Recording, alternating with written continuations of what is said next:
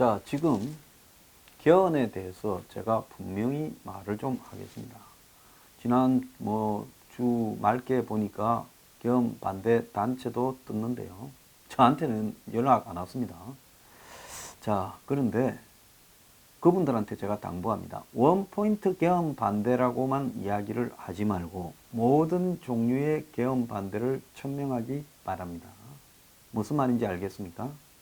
어차피 이번에 통과가 되지 않을 거라고 다 생각하고 있는 원포인트 개헌 국민 발안제만 반대하고 실제로 이혼 직전부재 개헌은 찬성하는 것인지, 아니면 원포인트든 이혼 직전부재든 본개헌이든 어떤 개헌을 다 반대하는 것인지 개헌 반대하는 사람들은 입장을 좀 분명히 말을 할 필요가 있다. 그러지 않으면 하도 세상이요, 이 아스팔트 보수란 이런 데도 잡다하고 꾼들이 많았어요.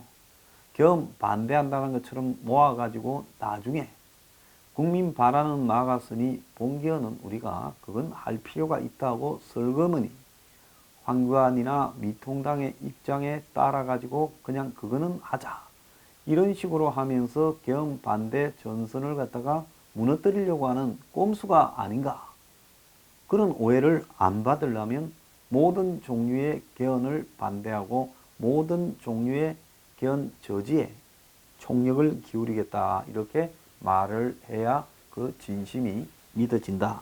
저는 그렇게 말을 분명히 하겠습니다. 지켜보겠습니다. 제가 몇 번 이런 일에 뒤통수를 맞은 적이 있어서 솔직히 말하면 좀 잘 안 믿습니다. 자, 제가요 유튜브 커뮤니티에도 글을 올렸는데, 저는 이번 총선에서 야당이 이겨서 문 정권의 부패, 온갖 지금 썩은 부패 냄새가 나고 있지요. 이것과 위선 가식이 낱낱이 밝혀지고, 그리고 이들이 이제 다시는 이 땅에서 정치한다고 못하도록 분명한 죄의 대가를 물어야 된다.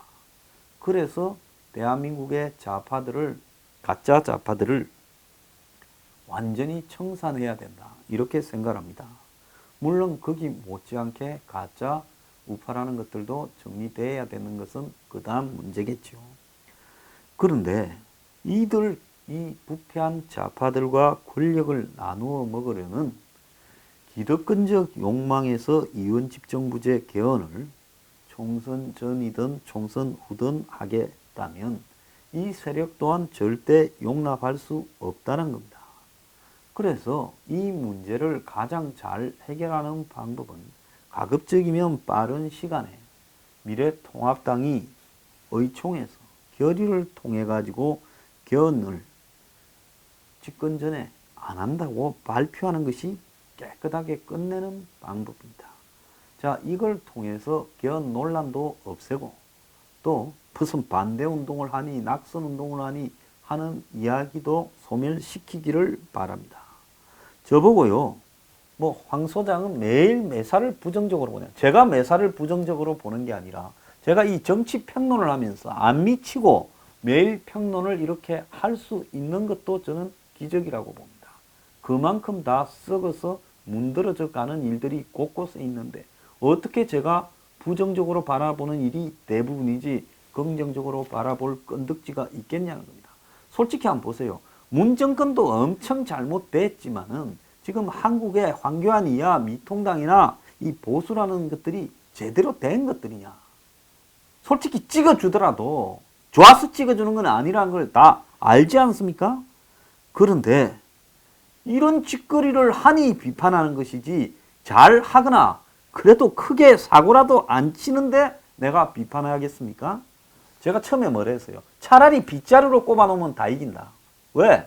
빗자루는 마이너스가 될 행동은 안 하니까. 말도 안 하고. 근데 이들은 입만 열고 움직이면 표 깔아먹는 짓거리를 의도적으로 하고 있다는 겁니다. 그런 짓을 하니까 내가 비판하는 거예요. 자, 기어코 개헌 철회를 갖다가 이들이 공언하지 않겠다면 이런 세력은 어차피 총선에서도 대선에서도 못 이깁니다. 그러지 않습니까? 싸워서 척결하겠다라는 의지가 없이 이기든 지든 붙어 먹으려고 하는 놈이 선거에서 어떻게 이기겠습니까? 전쟁을 하는데 적과 그냥 뒤로 평화조약을 맺어서 적의 의견을 들어주려고 하는 지도부가 있으면 그 전쟁이 이길 수가 있겠습니까? 병사들이 싸울 맛도 안 나지요. 자, 이런 게 그냥 총선에서는 그냥 총선 이기면 개헌한다. 이거 전략이다. 황교안도 문제가 있고 좀 다들 문제가 있으니까 그런 식으로 말을 한 거다. 영수회담을 지난 목요일 날 17세 소년이 죽은 날 한 것도 지금 뭐 미래통합당과 미래한국당 간에 온갖 지금 문제가 덜 쓰서져서 잘못하면 비례대표 놓고 깜빵 갈 일이 있으니까 황교안이가 문재인을 달래려고 지금 코로나 협의체를 만들자, 영수회담 하자 한 거다. 이렇게 말하고 싶습니까? 그런데 이런 게 전략이라면 이런 정파는 그건 정치인이 아니고 생양아치죠. 그건 사기꾼들입니다. 이런 정치를 가지고 국민을 설득한다? 이 국민을 속이는 행위입니다. 자, 시간이 있을 때 철회하기를 바라고요. 그리고 개헌 반대한다는 사람들도 좀 처신을 똑바로 해서 오해받을 개헌 반대가 아니라 명확한 어떤 종류의 개헌도 반대한다라고 하길 바랍니다. 김세연이가 헛소리를 했어요. 만성적인 나쁜 진영 간 대립구조에 기생해온 기성 정치 세력이 만들어 놓은 구도가 극복이 안 되고 있다. 그러면서 진영에 사로잡힌 정치 세력과 이를 뒷받침하는 일부 지지층이 절대 다수의 선량한 국민을 볼모로 자신들의 권력 노름을 하고 있다. 즉 지역 갈등을 이용해서 서로 대립을 하고 있다. 타락한 진영의식을 깨기 위해서는 분권형 대통령제가 필요하다. 급격한 변화보다는 20-30년 정도의 시간을 갖고 내각제로 가기 위한 분권형 대통령제를 도입해야 된다. 점진적인 변화를 추구하는 게 중요하다. 독일은 2년마다 한 번씩 헌법 개정이 이루어지는데 우리도 헌법의 연성화가 필요하다. 자주 헌법 바꿔야 된다. 이런 말이죠. 87년 이후 33년이 지나도록 엄두를 못 내는 게 문제다. 이제 드디어 속셈이 드러나고 있습니다. 자, 검찰이 이 라임 관련해 가지고 라임이 어떻게 업계 1위의 헤지 펀드가 됐느냐, 여기에 뭔가 이 권력에 도움이 있지 않았나 하는 부분에 대해 지금 조사를 들어갔습니다.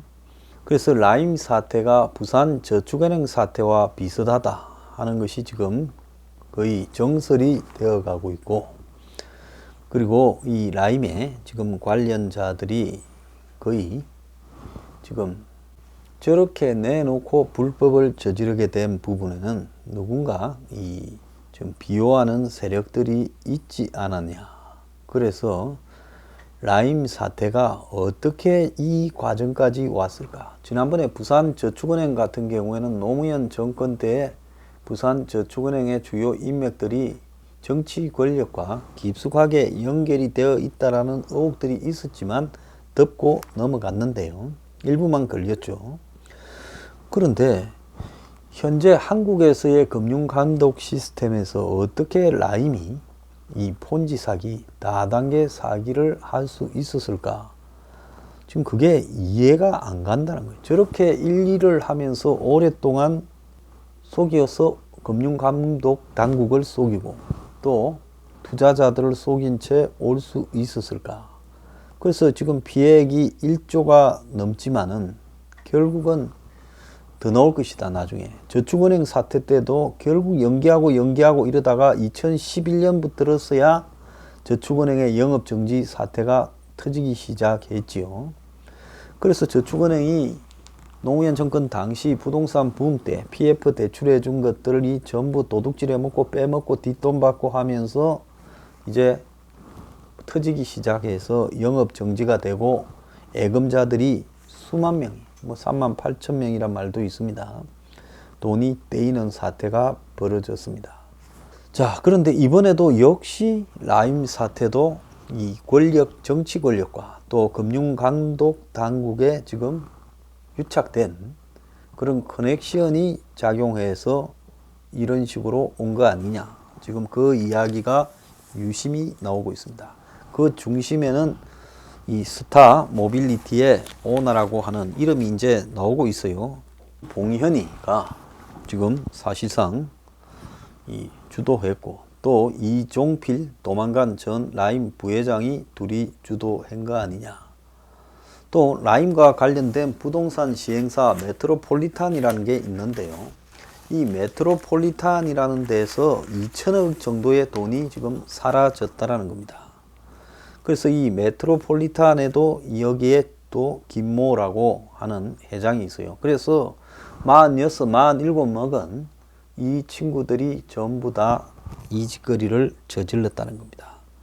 그래서 이 메트로폴리탄은 라임에서 돈을 땡겨 가지고 이제 그 돈을 가지고 지금 투자를 해서 큰 건수의 사업을 한다 해놓고는 결국은 그 돈이 다 사라져 버렸다는 거예요. 그래서 여기 회장이라는 사람은 도망을 갔는데, 자, 지난 주말 나온 내용에 보면 라임 전주의 이 김 회장이라는 김봉현이라는 친구가 10년간 접대한 술값이 200억이었다.